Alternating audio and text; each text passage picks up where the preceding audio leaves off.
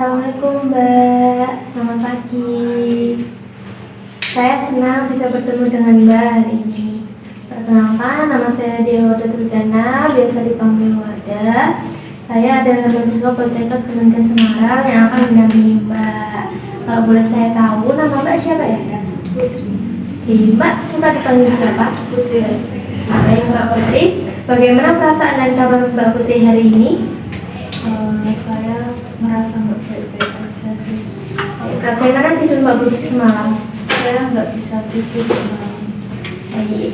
Apakah akhir-akhir ini Mbak sering merasa terganggu dengan pikiran atau dorongan untuk menyakiti diri sendiri Mbak? Iya sus, saya setelah sekali sama suami saya akhir-akhir ini jadi suka menyakiti diri sendiri. Baik. Apakah yang Mbak lakukan saat pikiran atau dorongan untuk menyakiti diri sendiri itu muncul? Saya biasanya diam aja gitu. Pada pertemuan ini kita akan berbincang-bincang tentang cara mengendalikan dorongan bunuh diri ya Mbak ya. Tujuannya agar Mbak dapat mengenali benda berbahaya dan mengetahui cara mengendalikan dorongan tersebut. Waktu pertemuan kita mungkin sekitar 15 menit ya Mbak. Untuk tempatnya menurut Mbak, kita akan berbincang-bincang di mana yang nyaman? Di sini aja nggak? Di sini aja. Apakah Mbak bersedia? Iya saya bisa. Baik. Hari ini kita akan membahas cara membantu Mbak mengenali dan mengendalikan pikiran negatif yang dapat membahayakan diri Mbak. Risiko bunuh diri ini merupakan kondisi di mana Mbak memiliki pikiran putus asa atau dorongan untuk menyakiti diri sendiri yang dipengaruhi oleh masalah psikologis, emosional maupun kesehatan mental. Pendampingan Mbak mengenai risiko bunuh diri bertujuan untuk membantu memahami kondisi yang dialaminya, mencegah terjadinya tindakan menyakiti diri sendiri dan meningkatkan kemampuan Mbak dalam mengelola stres. Itu ya Mbak. Hal yang harus dipersiapkan Mbak sebelum mulai, saya akan memastikan lingkungan aman dan saya akan mendampingi Mbak agar Mbak dapat belajar mengenali dorongan mengakhiri diri. Itu ya Mbak? Iya. Jika ada benda-benda yang dapat membahayakan diri Mbak, sebaiknya Mbak menjauh dan tidak memegangnya ya Mbak.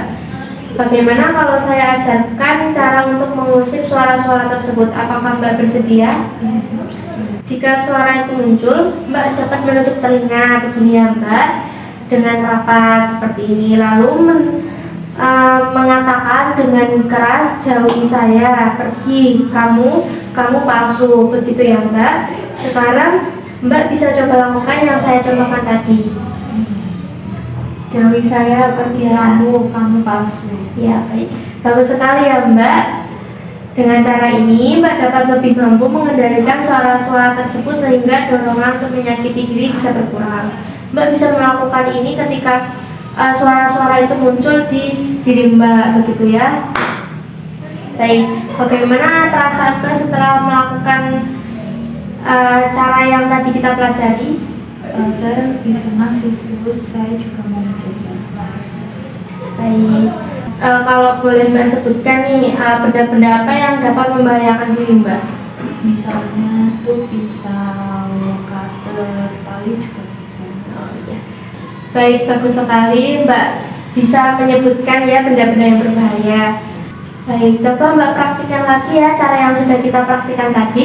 Iya. Jauhi saya, pergi kamu palsu. Baik, bagus sekali Mbak.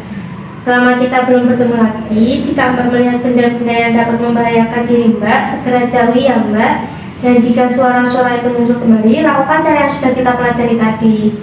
Pada pertemuan berikutnya, kita akan membahas tentang cara berpikir positif tentang diri sendiri dan bagaimana menghargai diri sebagai individu yang berharga. Begitu ya Mbak. Mbak mau bertemu besok kira-kira jam berapa? Jam 9. Jam 9. Untuk tempatnya Mbak mau di mana? Di sini aja. Di sini saja. Baik. Mungkin cukup dari saya, Mbak bisa kembali beristirahat. Saya pamit terlebih dahulu ya Mbak. Permisi.